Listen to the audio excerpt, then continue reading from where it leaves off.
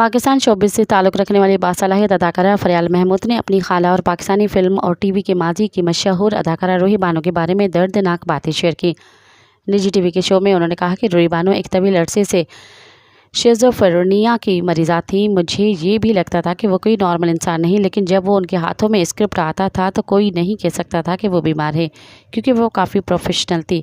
उनकी जहनी बीमारी में रफ्ता रफ्ता इजाफा, उनके साथ कई अफसोसनाक वाक़यात पेश आए। जायदाद के मसाइल की वजह से उनके बेटे की मौत हो गई।